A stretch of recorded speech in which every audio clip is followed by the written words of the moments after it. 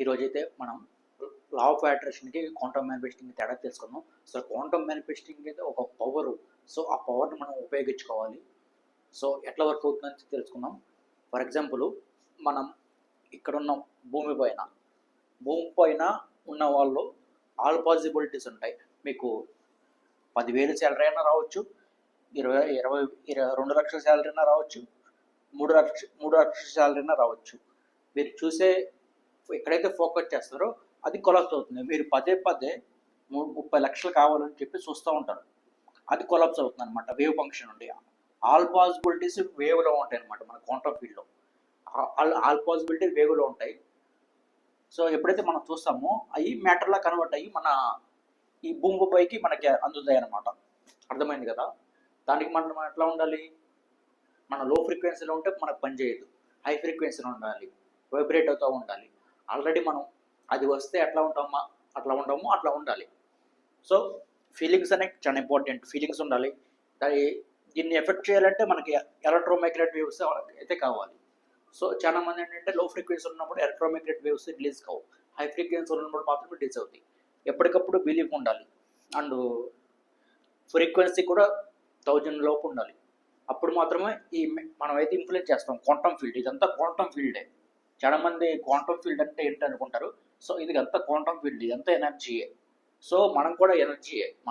మనం కూడా ఎనర్జీతో తయారాం. సో మనం కూడా ఒక మ్యాటర్, మనం కూడా ఎనర్జీ నుండే ఒక మ్యాటర్లో తయారయ్యాం. సో అర్థమైంది అనుకోండి కదా. ప్రతి ఒక్కరు కూడా దీన్ని యూజ్ చేసుకోవచ్చు. మీకు 10,000 కావాలంటే 10,000 వస్తాయి, అంటే 50,000 కావాలంటే 50,000 వస్తాయి. మీరు ఎక్కడైతే ఫోకస్ పెడతారో అది కొలాప్స్ అవుతుంది అనమాట. వేవ్ ఫంక్షన్ కొలాప్స్ అంటారు. మరి దీన్ని క్వాంటమ్ ఫిజిక్స్లో ఇది ఆల్రెడీ సైంటిఫిక్లీ ప్రూవ్డ్ అనమాట. మీకు లా ఆఫ్ అట్రాక్షన్ అయితే ప్రూవ్డ్ కాదేమో, కానీ ఇది ఆల్రెడీ ప్రూవ్డ్. అప్పుడప్పుడు ఇవన్నీ కూడా సైంటిఫిక్లీ ప్రూవ్డ్ కాదు, ఇది కానీ మాత్రం సైంటిఫిక్లీ ప్రూవ్డ్ అనమాట. మేనిఫెస్టింగ్ అనేది సెలబ్రిటీలు, సినిమాటర్లు ప్రతి ఒక్కరు కూడా చేసేది ఇదే.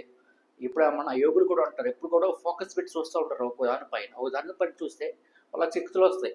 సో ఎప్పుడైతే ఆల్ఫా షేడ్లో ఉంటామో అప్పుడు మాత్రమే అవుతుంది అనమాట. మనం ఎప్పుడైతే మన సబ్ కాన్షియస్ మైండ్ నిండా అది నిండిపోవాలన్నమాట. మనం ఏం కావాలన్నది. ఫర్ ఎగ్జాంపుల్ 30,000 కావాలంటే మన సబ్ కాన్షియస్ మైండ్ నిండిపోవాలి. 20,000 కావాలంటే మన సబ్ కాన్షియస్ మైండ్ నిండిపోవాలి. మనం ఏంటంటే నాకు అంత లక్కు లేదులే ఇట్లాంటి లిమిటింగ్ బిలీఫ్స్తో ఆగిపోతాం. అట్లా ఆగటం వల్ల మనకైతే ఉపయోగం అయితే లేదు. సో ఇంకా అవి చేయాలి. ఇంకా 3 కోట్లు కూడా పెట్టుకోవచ్చు. అది డిపెండ్ ఆన్ బట్టి ఉంటుంది అన్నమాట, పర్సన్ బట్టి, వాళ్ళ బిలీఫ్ని బట్టి, యాక్షన్స్ బట్టి ఉంటుంది. సో మనకి యాక్షన్ అనేది హై ఫ్రీక్వెన్సీకి వెళ్ళాక ఆటోమేటిక్గా వస్తుంది. ఎట్లా వస్తుందని క్వశ్చన్ అయితే చేయకూడదు. ఇవన్నీ కూడా ఆటోమేటిక్గా జరుగుతూ ఉంటాయి. కాకపోతే బిలీఫ్ అనేది చాలా ఇంపార్టెంట్. సో దీనికైతే ట్రైనింగ్ కొంచెం అవసరమైతే ఉంటుందన్నమాట. మనకైతే ఎట్లా ఉండాలి, సబ్ కాన్షియస్ ప్రోగ్రామింగ్ ఏంటనేది కొంచెం అయితే ట్రైనింగ్ అయితే అవసరం ఉంటుంది. సో మేమైతే చాలా మందికి అయితే ట్రైనింగ్ ఇస్తున్నాం. సో మీరు కూడా జాయిన్ అవ్వాలంటే జాయిన్ అవ్వచ్చు. పర్సన్ టు పర్సన్ ఎవరు ఉండరు, పర్సన్ టు పర్సనే ఓన్లీ. ఇంకా ఆల్ఫా సిటీ అనేది ఒక ప్రోగ్రామ్ అయితే కండక్ట్ చేసాం. చాలా మంది బీటా స్టేట్లో ఉండి వాళ్ళని గేజింగ్ అయిపోతూ ఉండి, బట్టతలు వస్తూ ఉండి, స్కిన్ డిజీజ్లు వస్తూ ఉంటాయి. మీరైతే ఎప్పుడైతే ఆల్ఫా స్టేట్లో ఉంటారో అప్పుడు ఇవన్నీ రావన్నమాట. మీ ఏజ్ అనేది 25 ఇయర్స్ పెరుగుతుంది. ఇది చాలా బెస్ట్ ఆఫర్ అనమాట. ఇది ఎవరు కూడా ఇంతవరకు ఇంట్రడ్యూస్ చేయలేదు. మేమైతే ఇంట్రడ్యూస్ చేసాం.